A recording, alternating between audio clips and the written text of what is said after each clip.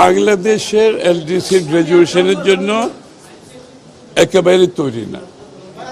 পরিষ্কারভাবে বলতে হবে এই কথাটা। বাংলাদেশের অর্থনীতি যে অবস্থায় এই সরকার পেয়েছে, এখানে আমরা ফায়ার ফাইটিং করতেছি প্রত্যেক দিন। এই ইকোনমিকে সেলভেজ করার যুদ্ধ চলছে এখন। যেখানে একটা ইকোনমিকে সেলভেজ করার চেষ্টা করছে, এতে গ্রাজুয়েশন প্রশ্ন তো আসছে না। ইকোনমির সব মানদণ্ড নিম্নগামী আমরা যখন দায়িত্ব নিয়েছি, তো সুতরাং সেখানে তো গ্রাজুয়েশনের প্রশ্ন আসছে না।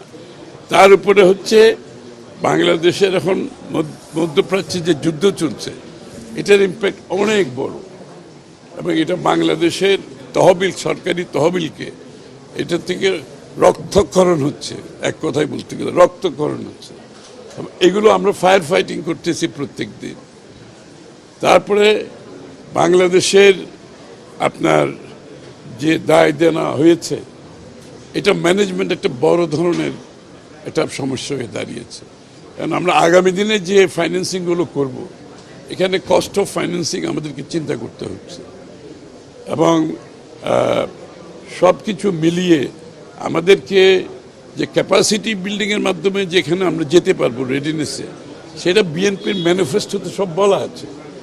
এইগুলো যদি বিএনপির ম্যানিফেস্টো আমরা যদি সময় মতো, যেটা আমরা ইনশাআল্লাহ আমরা ইমপ্লিমেন্টেশন করছি, এগুলো সম্পাদন করলে যে ক্যাপাসিটি বিল্ডিংয়ের যে কথাটা আছে সেটা হয়ে যাবে। তখনই আমরা রেডি হব, তখনই গ্র্যাজুয়েশনের দিকে যাব। এই মুহূর্তে গ্র্যাজুয়েশনের দিকে যাওয়ার কোনো সুযোগ নেই।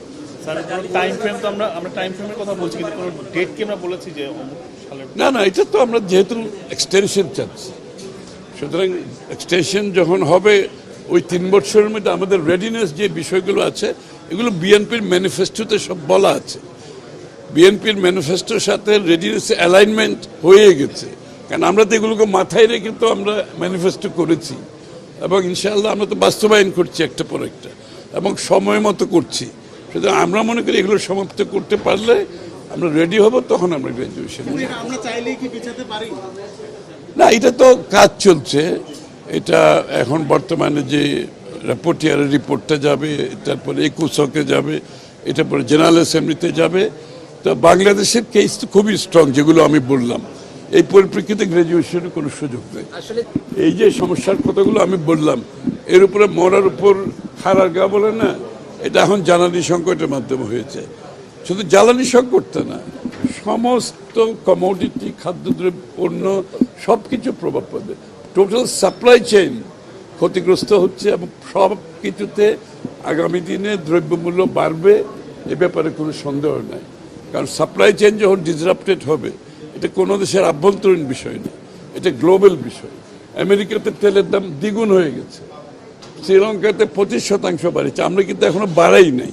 কিন্তু এই বিষয়গুলো তো না বাড়িয়ে কতক্ষণ আপনি থাকতে পারবেন। যেহেতু আমরা নির্বাচিত সরকার, আমরা চেষ্টা করছি জনগণের উপর চাপ সৃষ্টি না করার জন্য, কিন্তু একটা সময় এই চাপ তো নিতে পারবে না সরকার, এবং চাপ নিতে না পারলে যদি সরকারি তহবিল এভাবে রক্তক্ষরণ হতে থাকে, এটা তো আলটিমেটলি জনগণেরই ক্ষতি হবে। সুতরাং সেই বিষয়ে আমাদেরকে বিবেচনা করতে হবে।